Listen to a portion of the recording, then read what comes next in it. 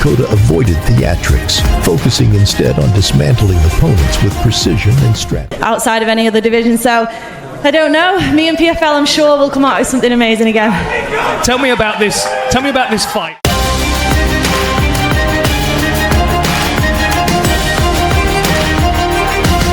It definitely some surprises. I mean, I didn't watch the card, I'm not gonna lie. I wasn't here, but Dakota Ditcheva is back, and this time the entire combat sports world is watching closely as PFL prepares to showcase one of its biggest rising stars in a matchup that could shock America. After months of uncertainty, canceled fights, opponents pulling out, and long waiting periods that tested her patience and discipline, Dakota finally has a confirmed date, February 7th, 2026.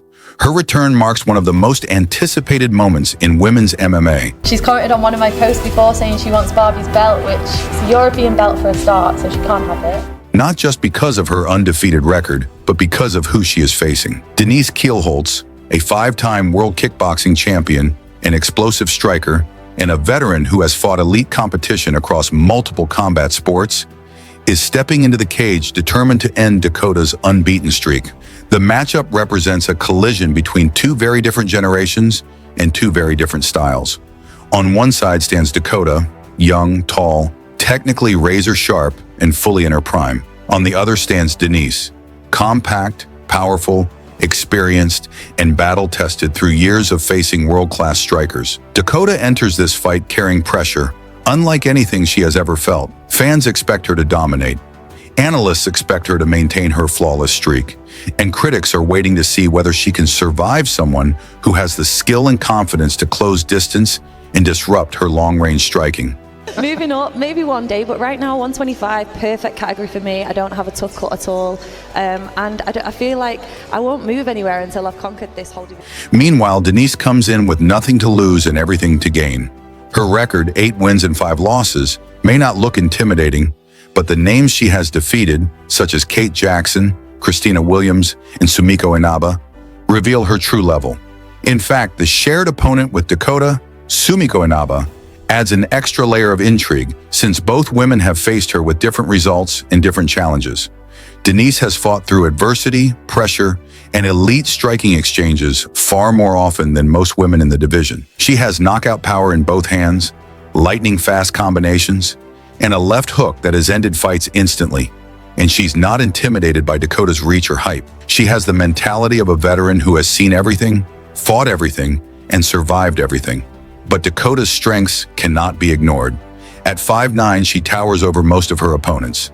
Her long limbs, long-range weapons, and sniper-like accuracy make her one of the most dangerous strikers in the sport. She uses her jab like a spear, her teep like a shield, and her body kicks like a sledgehammer.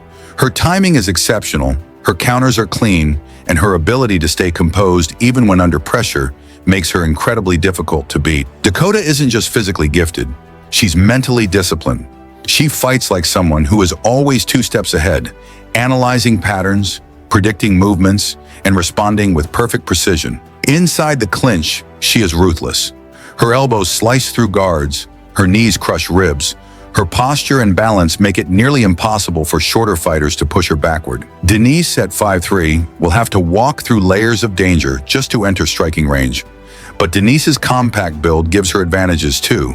Speed, explosiveness, and the ability to fire rapid combinations without telegraphing. When she steps forward, something heavy follows. She has the rare ability to throw punches in tight spaces with knockout power, and her kickboxing background allows her to mix body shots and hooks seamlessly. Dakota's biggest weapon in this matchup is her distance control. She doesn't rush, she doesn't panic. She maintains a calm rhythm, picking opponents apart with long-range strikes and intercepting them before they even get close.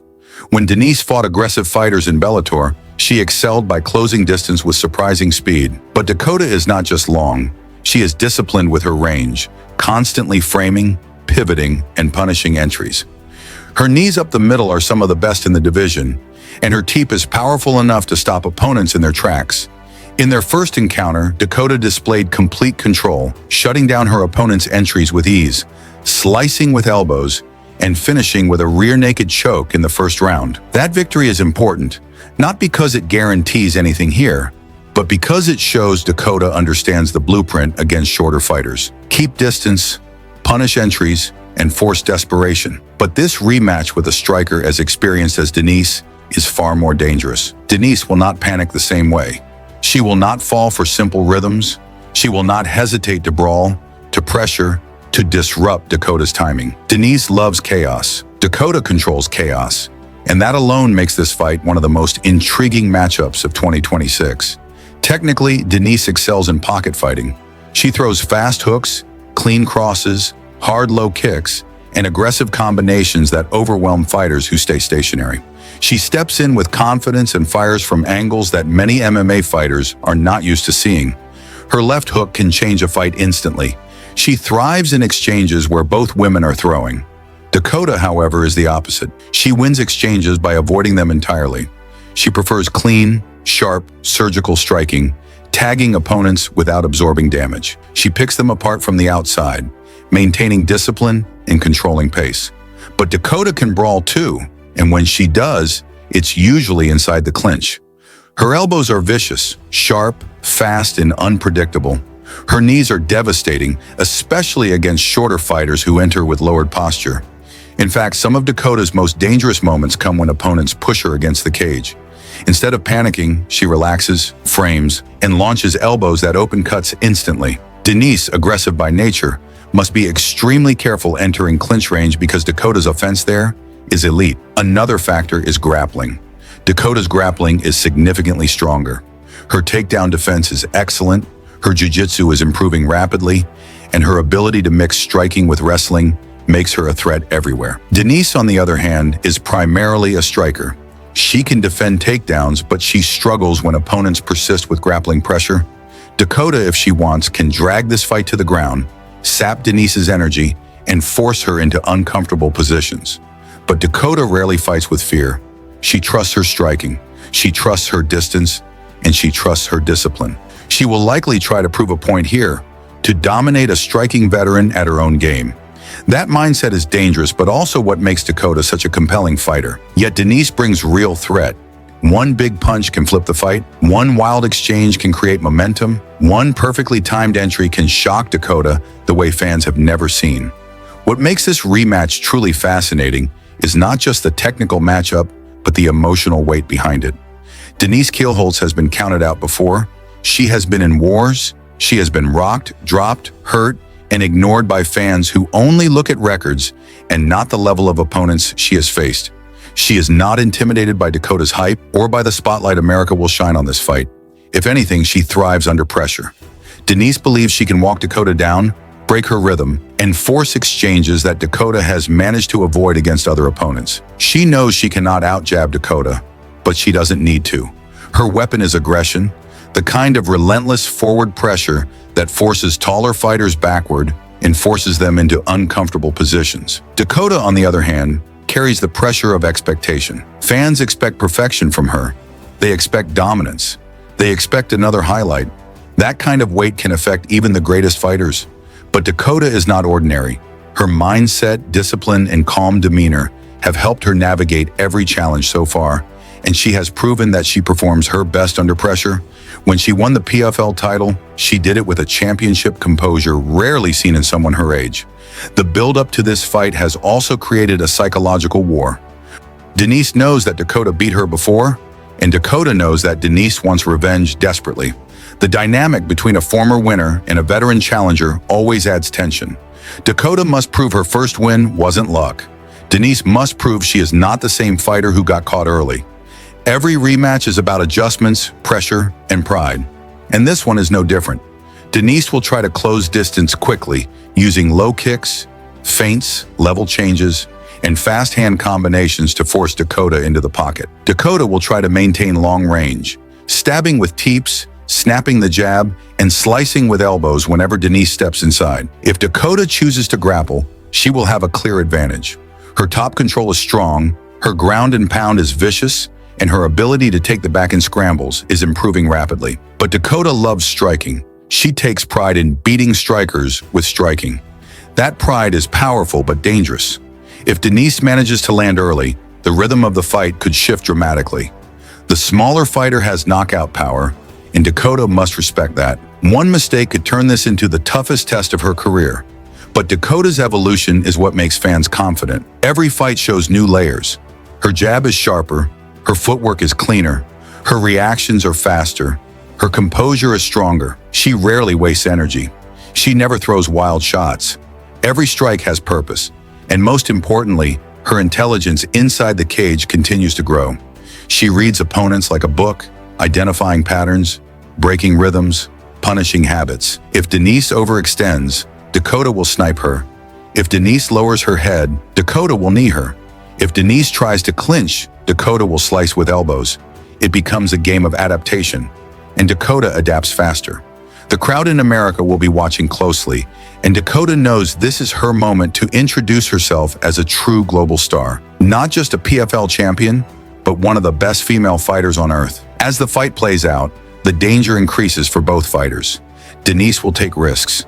She will push forward even if she gets hit. Her toughness is undeniable. She has walked through heavy shots before, but Dakota's power is different.